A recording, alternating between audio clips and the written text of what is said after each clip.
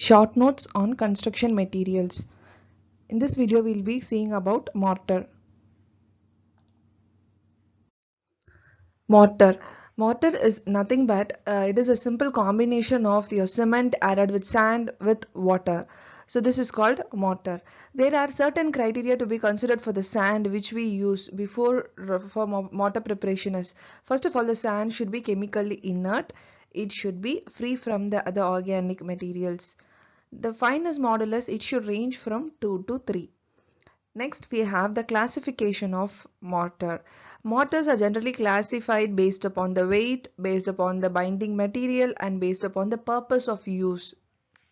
So based upon the weight, we can classify a mortar into two categories. One is heavyweight mortar and other is lightweight mortar. When unit weight is greater than 15 kilonewton per meter squared, it goes as heavyweight mortar. When your unit weight is less than 15 kilonewton per meter squared, then it is called as lightweight mortar. So classification based upon the binding materials is nothing but it is categorized into three mortars, that is cement mortar, lime mortar and gauged mortar.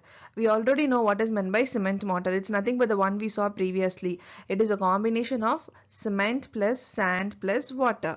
It gives early age strength with low workability. Lime mortar, lime plus sand plus water. Here the difference between cement and lime mortar is here we use cement and here we use only lime and no cement. It gives low strength gain, good workability. Next is gauged mortar. Gauged mortar is nothing but the combination of cement and lime mortar.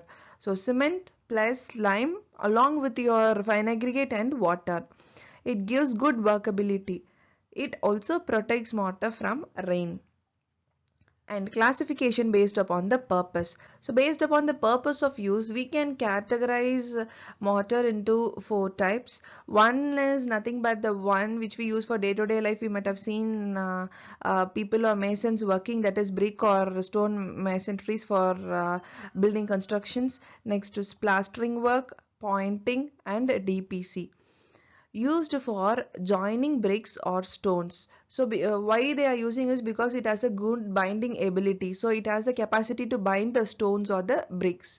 Generally 1:6 or 1:8 ratio is being used. Plastering. We all know what is meant by plastering. It is a process of finishing the surface of the wall, or that may be the ceiling too. Inside layer is 1:6 or 1:5. Outside layer it should be 1:4 or 1:3 preferably. And next point is pointing. Pointing is nothing but it is simply called the art of finishing. It is having two different types. One is flush pointing and another is raised pointing. And the last classification is your dam proof course. For dam proof course, we use mortar as a waterproofing layer. And next we are moving on to IS codal provision mixed design for mortar. Here cement is to sand is to water will be in the ratio of 1:3 P by 4 plus 3% of weight of cement and sand that we are using. So here P stands for your consistency value. Next is role of sand in mortar. What is a major role of sand is we'll be having increased volume of the mortar, and moreover it will not contribute to strength but it will give you a high amount of volume. 1:3 has good strength than 1:6. Here the volume is high but it will not give good strength. Properties of mortar. There are so many properties but I have listed only few here. It's nothing but easy workable. It has the ability to set quickly and speed construction, durable, it is cheaper considered to another building materials, and addition development.